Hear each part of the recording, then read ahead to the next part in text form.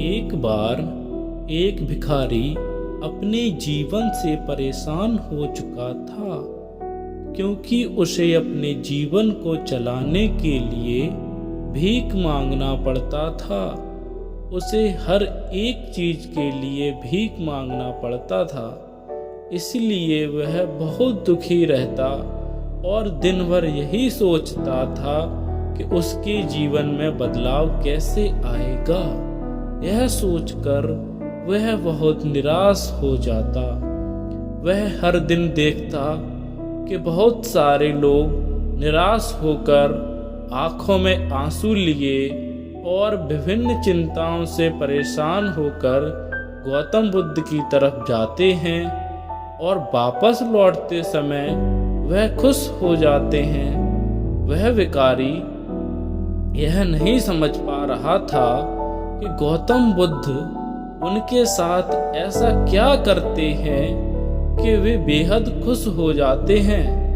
वापस लौटते हुए लोगों के हाथों में न तो ढेर सारे पैसे होते थे, न ही सोने चांदी। तो फिर ऐसा क्या होता था कि लोग बुद्ध के पास से लौटते वक्त इतना खुश होते थे। यह सब सोचकर वह भिखारी भी निर्णय लिया कि वह भी महात्मा बुद्ध के पास जाएगा और देखेगा कि ऐसा वहाँ क्या हो रहा है कि दुखी लोग उनके पास जाकर खुश हो जाते हैं। वह बुद्ध से मिलने के लिए उनके पास चला जाता है। जहाँ बुद्ध मौजूद थे वहाँ बहुत लंबी कतार लगी हुई थी, तो वह भिखारी भी कतार में लग जाता है। कतार में लगकर वह अपनी बारी का इंतजार करने लगा। देखते ही देखते उसकी बारी आई और उसने बुद्ध से कहा, बुद्ध, मैं बहुत ही गरीब हूँ, मेरे पास कुछ भी नहीं है। मुझे अपना जीवन चलाने के लिए भी दूसरों से भीख मांगनी पड़ती है।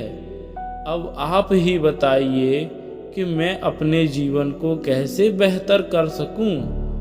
यह सुनकर बुद्ध ने कहा, तुम गरीब नहीं हो, तुम्हें ऐसा लगता है क्योंकि आज तक कभी तुमने किसी के लिए कुछ भी नहीं किया, ना ही तुमने कभी किसी को दान दिया, ना ही तुमने दूसरों के लिए कुछ किया। यह सुनकर भिखारी के मन में एक आशंका जाग उठी। अपनी आशंका को दूर करने के लिए भिखारी ने पूछा, मैं तो एक भिखारी हूँ, मैं लोगों को दान कैसे दे सकता हूँ और कैसे लोगों की सहायता कर सकता हूँ। मुझे तो खुद अपना जीवन चलाने के लिए दूसरों से मांगना पड़ता है। यह सब सुनने के बाद गौतम बुद्ध थोड़ी देर चुप रहे और फिर उसे बोले, तुम्हारे पास हाथ है जिससे तुम लोगों की सेवा कर सकते हो और दूसरों का भला कर सकते हो।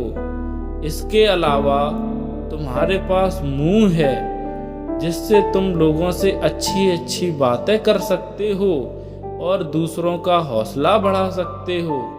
यह सब करके भी तुम दूसरों की सहायता कर सकते हो। जरूरी नहीं कि दान सिर्फ पैसों से किया जाए। हम चाहें तो शिक्षा का भी दान कर सकते हैं, चाहें तो अन्न का भी दान कर सकते हैं।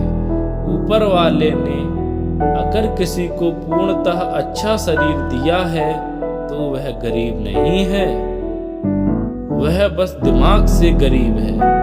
उसे इस विचार से हटकर दूसरों की सेवा में लगाना चाहिए।